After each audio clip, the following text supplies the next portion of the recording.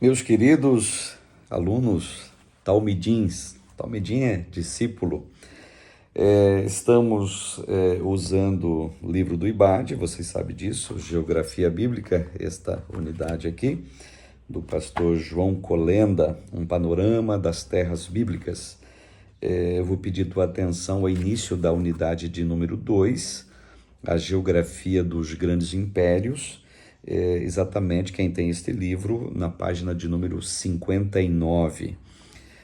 O mundo, desde os seus primórdios, sempre foi palco para a ascensão, desenvolvimento e decadência dos grandes impérios mundiais que se sucederam.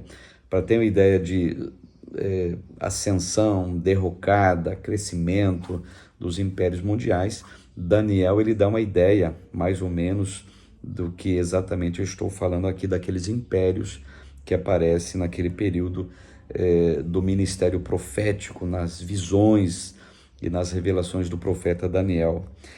Os impérios, na maioria das vezes, despontavam militarmente, claro, dominando e subjugando outros povos mais vulneráveis.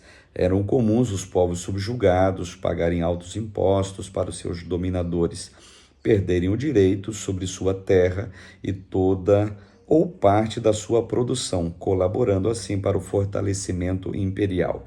O dominante, evidentemente, colocava como vassalo o império dominado. E quando a gente entende nessa unidade inicial, unidade 2, a geografia dos grandes impérios, nós vamos compreender como se deu basicamente isso, ascensão e derrocada de grandes impérios mundiais. Os grandes impérios da Antiguidade, capítulo de número 1. Segundo a história, os grandes impérios começaram a surgir aproximadamente entre os anos 2360 a 2180 a.C., com os acadianos, digamos assim, o grande império mundial desta época, dando início a essa ideia de supremacia de um território, de um império. Ela começa com os acadianos. Os impérios normalmente surgiam após o domínio de técnicas de agricultura, gerando assim o crescimento econômico, pois eles comerciavam a sua agricultura. E também após manusearem algum tipo de técnica militar. O militarismo sempre dominou. E também a comida, por assim dizer, sempre dominou também. Ou o manuseio de algum metal para a fabricação de armas de guerra. Assim, estados poderosos começaram a estender o seu domínio muito além das suas terras natais, dominando seções cada vez mais extensas do antigo Oriente Próximo. Desse modo, reinos tornaram-se impérios. Em grande parte da sua história, devido à sua posição geográfica, Israel vai se deparar com muitos desses impérios. Israel, interessante, sempre se deparou com esses impérios mundiais. Você percebeu, até inclusive olhando a história, como Israel me parece que está envolvido basicamente em tudo o que tem a ver com os impérios, subida, derrocada e assim por diante. Não à toa, até abrindo aqui um parênteses escatológico, por que não dizer, se você pegar o que é a guerra do Armagedon, por exemplo, ao final, nas nossas crenças, depois, digamos, da grande tribulação, você vê que os impérios mundiais estarão marchando contra Israel para destruir a nação, a pequena nação hebreia, nesta época futurística que, segundo a Bíblia, vai acontecer. Então, o que eu quero dizer é que os impérios mundiais sempre estiveram ligados diretamente, ora como amigo, ora como inimigo da nação de Israel. Nesse sentido, em sua grande parte da sua história, devido à sua posição geográfica, Israel vai se deparar com muitos desses impérios mundiais, conforme afirma o erudito Donner, abre aspas para ele, na página 61. O palco da história do povo de Israel é a parte meridional do corredor sírio-palestinense, entre as antigas civilizações e potências situadas junto ao Nilo, na Mesopotâmia e na Ásia Menor. Em virtude de sua situação geográfica, esse corredor foi ao longo dos milênios um cadinho de influências políticas e culturais que, provindo de todas as direções, ali se encontravam e eram processadas. Estava destinada a transmitir ao Ocidente, pela via dos gregos, a herança do Oriente.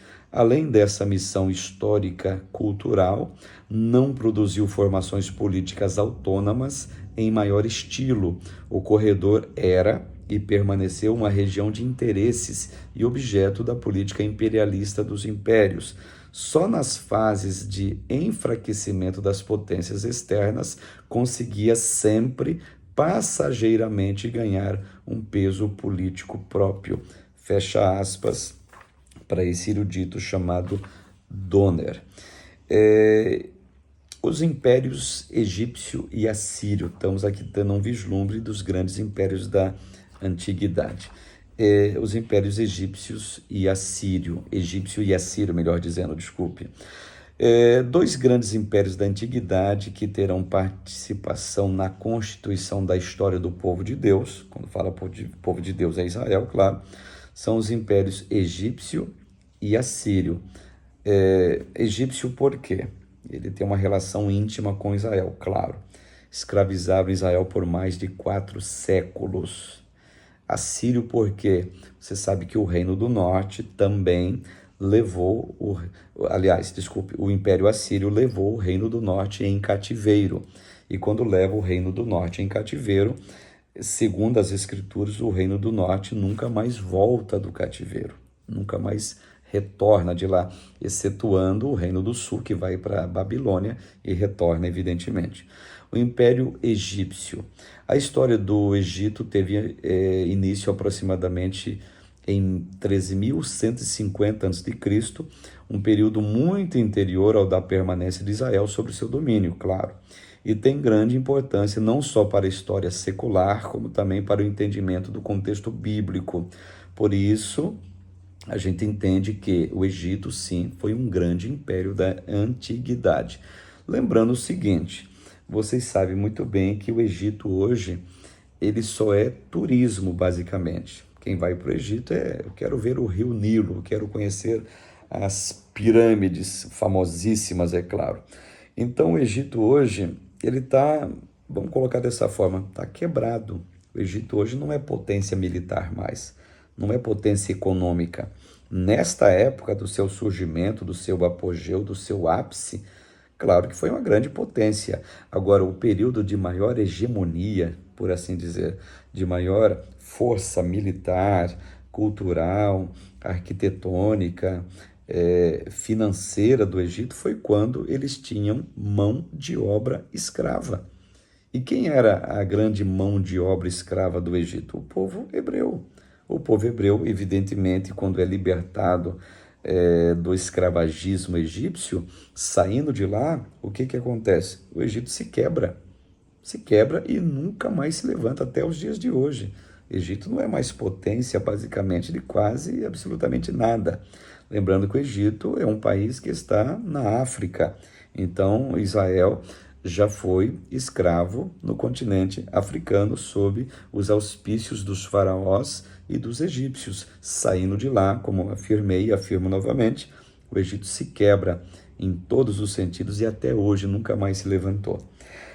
Localização do Egito. O Egito é localizado, como falei, no nordeste do continente africano. Ele faz fronteira ao sul com o Sudão, ao norte com o mar Mediterrâneo, a leste com Israel e a oeste com a Líbia. E segundo Champlain, a distância máxima desse país de norte a sul e de leste a oeste é de cerca de 1.100 quilômetros, o que significa que tem quase o formato de um quadrado. O país do Egito é um país quadrado. Como a maior parte de seu território é formado por um deserto, o Saara, o rio Nilo sempre foi de vital importância para essa nação, uma vez que servia como fonte de água, lugar de pesca, via de transporte através de barcos, de mercadorias e de pessoas. Além disso, suas margens eram utilizadas como local de cultivo, porque as cheias do Nilo a terra, por causa das cheias do Nilo, a terra se tornava fértil, portanto, propícia para a produção de alimentos. Por essa razão, o historiador da antiguidade, o Heródoto, disse que o Egito era uma dádiva do Nilo. Essa expressão que ficou institucionalizada até hoje para o Egito, sendo como dádiva do Nilo, ela foi cunhada pelo historiador chamado Heródoto. O antigo império, da questão do Egito ainda.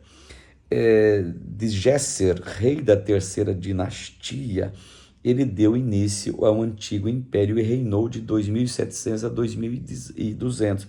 Não uma só pessoa, mas a dinastia dele. Nesse período, o Egito, cuja capital era Mênfis, atualmente é Cairo. Mênfis digamos, o Cairo é a Mênfis da antiguidade, é a mesma cidade. Estabeleceu uma relação de paz com os povos vizinhos, pôs em execução grandes construções como as pirâmides e desenvolveu-se e adquiriu prosperidade.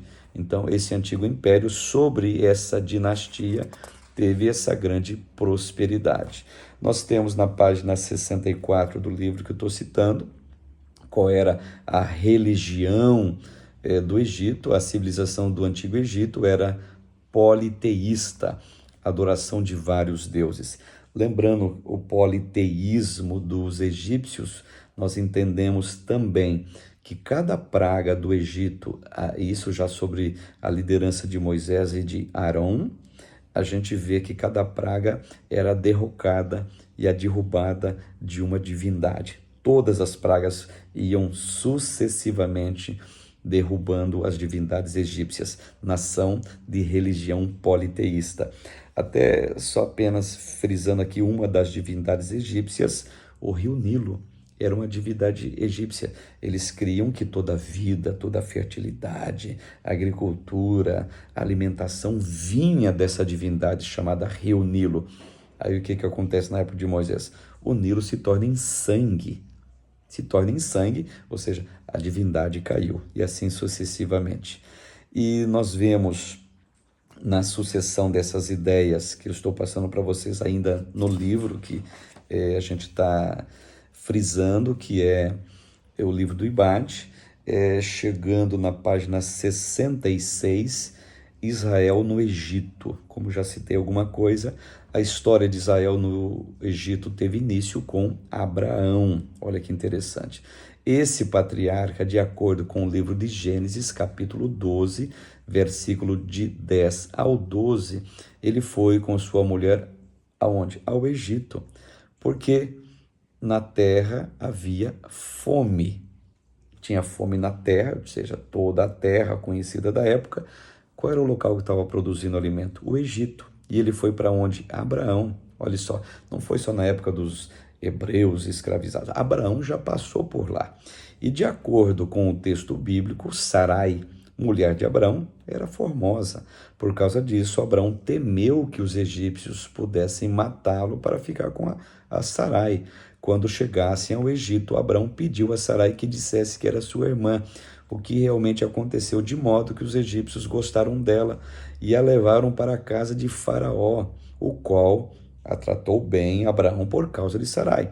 Entretanto, por causa de Sarai, Deus feriu com pragas a Faraó, o qual ordenou que Abraão e Sarai e toda a sua comitiva fossem embora do Egito. Então, essa história vocês conhecem muito bem, simplesmente para frisar que, bem antes do período de escravatura dos hebreus, os, digamos, judeus, hebreus, entre aspas, na pessoa de Abraão, já passaram pelo Egito, evidentemente nesse incidente um tanto quanto trágico, em que Abraão tem que mentir que a sua esposa, na realidade, é irmã dele. Também outro império da antiguidade, o Império Assírio, que está na página 67 aqui. O Império Assírio aparece nas escrituras e relaciona-se diretamente com a nação israelita, tanto na designação dos profetas, como Jonas e Naum, cada um com uma mensagem específica para esse povo, quanto na destruição do Reino do Norte, como eu já frisei. O Reino do Norte, em 722, é levado cativo para a Assíria, e o Reino do Norte é completamente destruído, o Reino do Norte de Israel, no caso, e não volta nunca mais para Israel.